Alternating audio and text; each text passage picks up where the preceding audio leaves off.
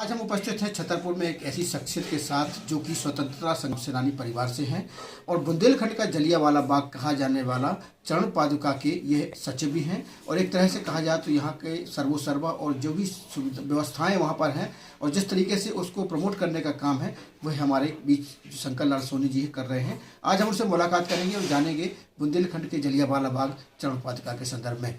शंकर लाल सोनी जी, आपका हमारे बुंदेलखंड ट्रिपल्स में बहुत बहुत स्वागत है। धन्यवाद आपका। चरण पादुका जो कि बुंदेलखंड का जलियांवाला बाग कहा जाता है, यहाँ पर ये घटना कब हुई थी और लगभग कितने लोग शहीद हुए थे?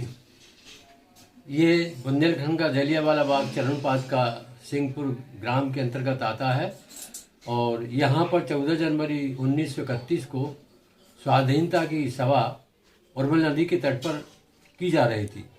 जैसी सभा का अंग्रेज़ों के पॉलिटिकल एजेंट को जानकारी हुई कि ये हमारे विरोध में हो रहा है काम, तो उन्होंने तत्काल नौगांव से भील पलटन पुलिस जो उनकी आई सेना और उन्हें सभा को घेर लिया। घेरने के बाद उन्होंने ये कहा कि भाई आप क्यों यहाँ कर रहे हैं, उठ जाइए यहाँ से।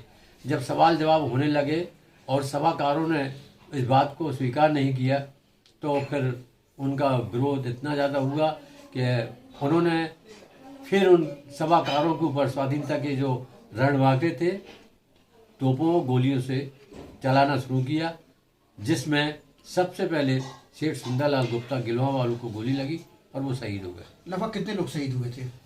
सभा के अंतर्गत तो लगभग इतना बताया जा रहा कि 100 से ऊपर लोग मारे गए थे जिन्होंने जान उसमें गई थी और उनके सब नदी में और रेत में दफना दिए गए थे। किसी को वहाँ पर उनके जो सब भी थे वो भी नहीं दिए गए। और जब इसकी जानकारी महात्मा गांधी जब जवाहरलाल नेहरू तक पहुंची तो जांच में ये आया सामने कि हाँ ये घटना हुई है। पुलिस की गोली से 6 लोग शहीद हुए हैं और 26 लोग जख्मी हुए थे। जिस तरीके से अमृतसर स्थित जलियांवाला बाग का इतना प्रमोशन हुआ, देश और दुनिया में उसकी एक पहचान बनी, क्या कारण है कि अपना जो चरण पादुका है बुंदेलखंड अंचल में, इसको इस तरीके से क्यों प्रमोट नहीं किया गया अभी तक? क्या कमी रह गई? इस सवाल से आपका मन तो हमारा बड़ा प्रफुल्लित होता है कि बहुत अच्छा क्वेश्चन किया है।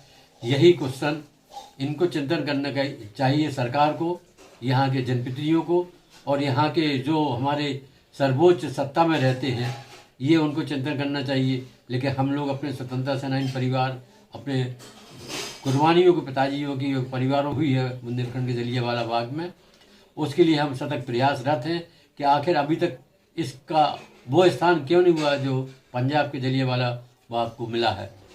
हमें ये बताते हुए इतना ही गौरव है कि तत्कालीन रक्षा मंत्री जगजीवन राम ने 14 अप्रैल 1978 को इस पर चिंतन किया और यहाँ पर उन्होंने स्मारक बनाने की भूमि पूजन किया और 1984 में तत्कालीन मुख्यमंत्री आदरणीय अर्जुन सिंह साहब ने ये लोकार्पण किया था।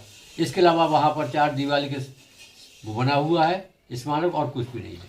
जिस तरीके से हम चाहें, जैसे एमपी टूरिज्म के माध्यम से या शासन के संस्कृति विभाग के द्वारा इसको अगर प्रमोट कर दिया जाए और खजुराहो चूँकि काफ़ी नज़दीक है तो खजुराहो से जोड़कर एक पर्यटन के दृष्टिकोण से भी इसको विकसित किया जा सकता है। क्या आपका ऐसा कोई सुझाव अभी तक आपने किसी को दिया है? ये बहुत अच्छा सवाल है। इस तरीके का सुझाव हम जिला प्रशासन को दे चुके।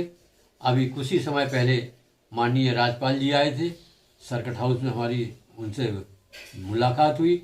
उनको ये बताया गया तो बड़ा आश्चर्य हुआ कि हमारे प्रदेश में ये ऐसा स्थान है तो इसको विकसित होना चाहिए और इसके प्रयास किए जाएंगे।